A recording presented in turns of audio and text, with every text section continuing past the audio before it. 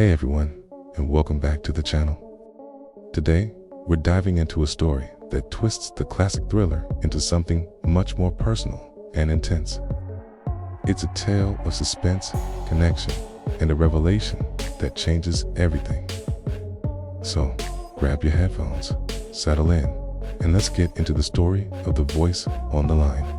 It starts on a Tuesday. Rain is hammering against the windows of the precinct, the kind of dreary, relentless downpour that makes a city feel claustrophobic. For Detective Alex Reyes, it's just another day. He's a crisis negotiator, a man whose entire career is built on his voice, calm, steady, and persuasive. His job is to talk people down from ledges, literally and figuratively. He's the guy they call when communication is the only weapon left. The call comes in at 3:17 p.m. A bank heist gone wrong. Not just any bank, but the downtown branch of a major financial institution. Armed assailants, a dozen hostages, and a list of demands that screams desperation. For Alex, the protocol is muscle memory. He sets up in the mobile command unit, a van humming with the quiet intensity of screens and radios. His world shrinks to the headset pressed against his ear, his only connection to the chaos inside. The lead assailant is agitated, his voice a ragged edge of panic and aggression. Alex spends the first hour just trying to establish a baseline, trying to find a crack in the wall of anger. The man is a ghost, giving nothing away. Then, he does something unexpected. He puts a hostage on the line. He wants Alex to hear what's at stake. A new voice enters the sterile environment of the command van. It's a woman's voice, and it's different. It's not hysterical. It's not pleading. It's measured, even though you can hear the tremor of fear beneath the surface. "Hello," Alexa says, her voice soft but clear, cutting through the static. "My name is Alex," he replies, his own voice dropping to a gentler, more reassuring tone. "I'm here to help. Can you tell me your name?" "It's Ilara," she says. "My name is Ilara," and that's how it begins. Over the next few hours, the assailant uses Ilara as his mouthpiece.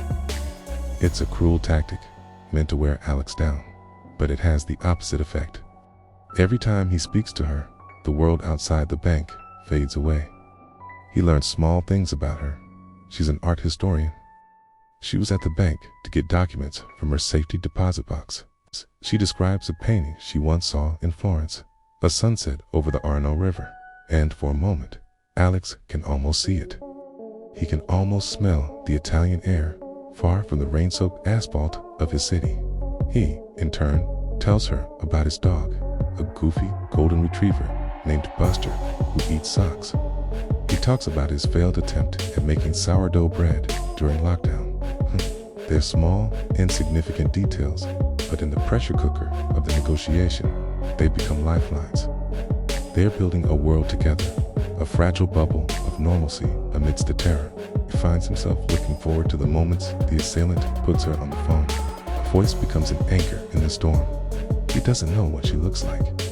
He has no idea if she's tall or short, if her hair is dark or fair. All he has is her voice, and the picture he paints in his mind is one of intelligence, resilience, and a quiet strength that mesmerizes him.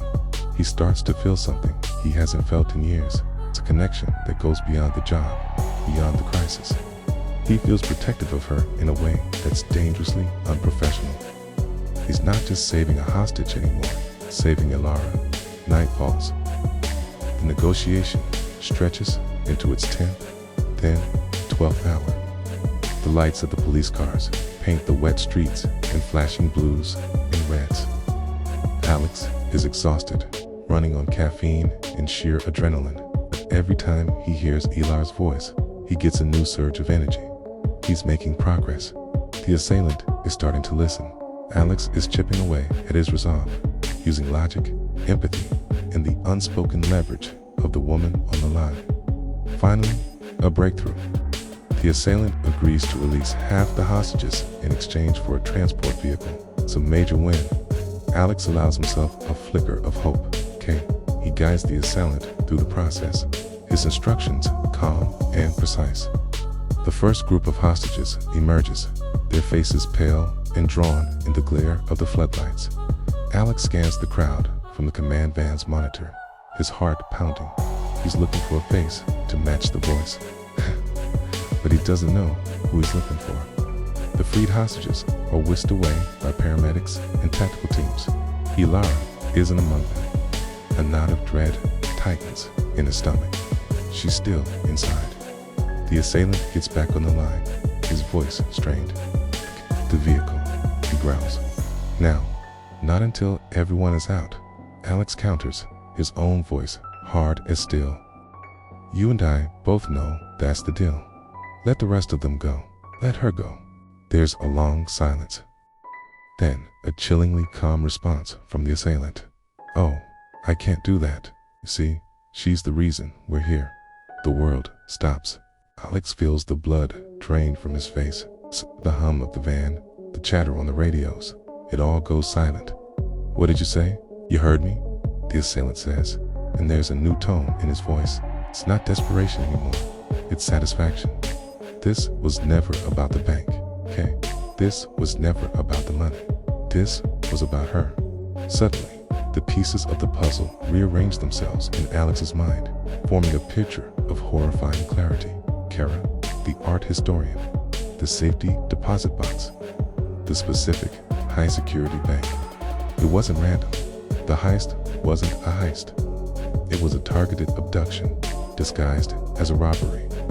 The other hostages, the chaos, the demented was all a smokescreen, a grand, violent piece of theater designed to isolate one person.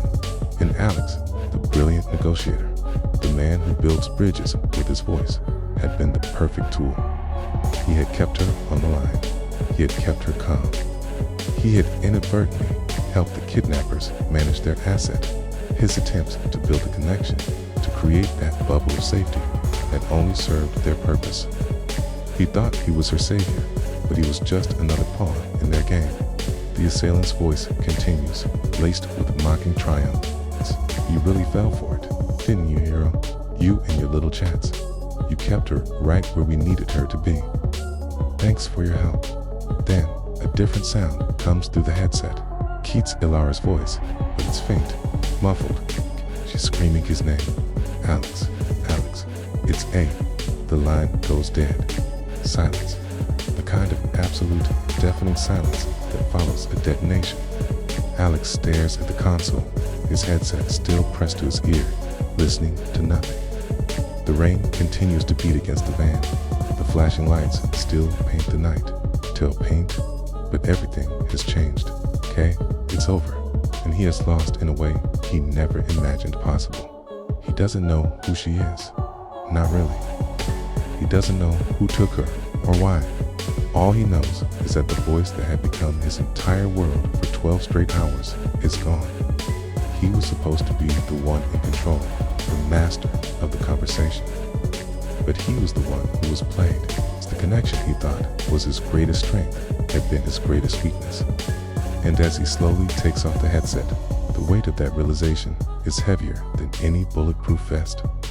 The hostage he fell for was never just a hostage. She was the prize. And he had just helped deliver her.